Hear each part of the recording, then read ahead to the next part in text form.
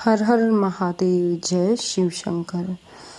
भगवान शिव बोले, हे महाभाग संत कुमार, तुमने मुझसे जो श्रावण मास के विषय में पूछा है वह अत्यंत उचित और पुण्यकारी है। तुम्हारी भक्ति, विनम्रता और श्रद्धा देखकर मैं बहुत ही प्रसन्न हूँ।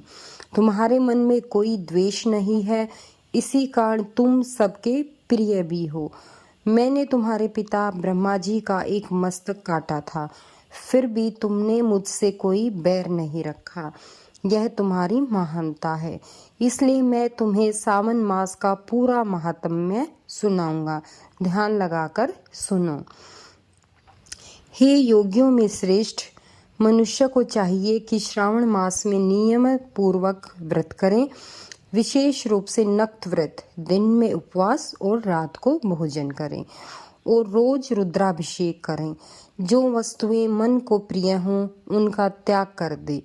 पुष्प, फल, तुलसी दल, बिलपत्र आदि से शिव जी का पूजन करें। इस मास में 1 करोड़ शिवलिंग बनाकर उनकी पूजा करना और ब्राह्मणों को भोजन कराना अत्यंत पुण्यदायक है। यह महामुक्ति प्रदान करने वाला है। पूरे महीने फलाहार, उपवास और धरती पर शयन करने से पुण्य कई गुना बढ़ता है।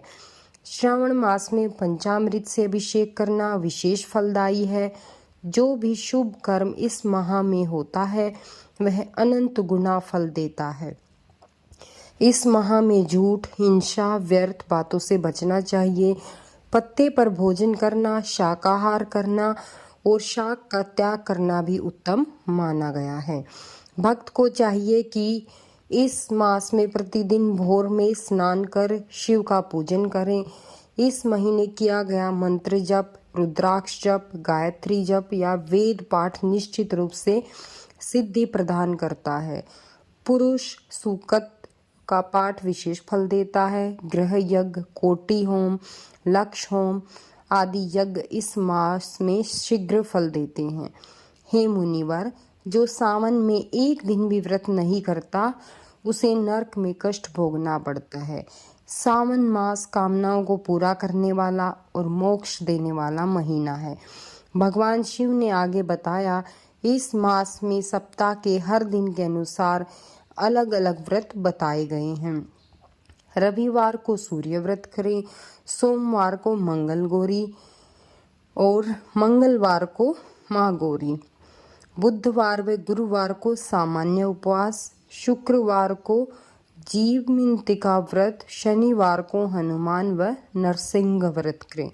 श्रावण मास के विशेष व्रत भी हैं, जैसे शुक्ल द्वितीया को औडुंबर व्रत, तृतीया को गौरी व्रत, चतुर्थी को दुर्वा गणपति व्रत या विनायकी चतुर्थी, पंचमी को नाग पंचमी, षष्ठी को शुपोदन व्रत, सप्तमी को शीतला व्रत, अष्टमी या चतुर्दशी को देवी पवित्रोपण व्रत, नवमी को नक्त व्रत, दशमी को आशा व्रत, एकादशी द्वादशी को विष्णु पूजन, पूर्णिमा को रक्षाबंधन, हयग्रीव अवतार आदि पर्व मनाए जाते हैं।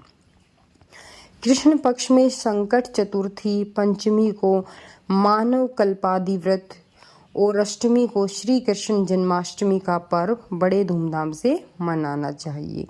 श्रावण मास की अमावस्या को पिठोरा व्रत होता है। इसी माह में सूर्य देव गभस्ती नाम से पूजनीय होते हैं। अगस्त्य मुनि का उदय भी इस महीने में होता है। अगस्त्य को अर्घ्य अवश्य देना चाहिए। श्रावण में शाक का, भाद्रपद में दही का, आश्विनी में दूध का और कार्तिक में दाल का त्याग करना चाहिए। अगर कोई सभी मासों में यह न कर पाए तो सिर्फ श्रावण में ही शाक का त्याग करके पुण्य फल पा सकता है। भगवान शिव ने कहा है, जो श्रावण मास में व्रत, तप, स्नान, दान, मंत्र जाप और उपवास करता है वह मुझे और विष्णु दोनों को प्रसन्न करता है। मेरे और विष्णु में कोई भेद नहीं है। जो भेद करता है वह दुख पाता है। इसलिए हे संत कुमार, सावन मास में पूरी श्रद्धा से धर्म आचरण करो और इस व्रत को देने वाला महापुण्य प्राप्त करें। इससे आगे का महात्म्य मैं आपको अवश्य ही सुनाऊंगा। हर हर महादेव।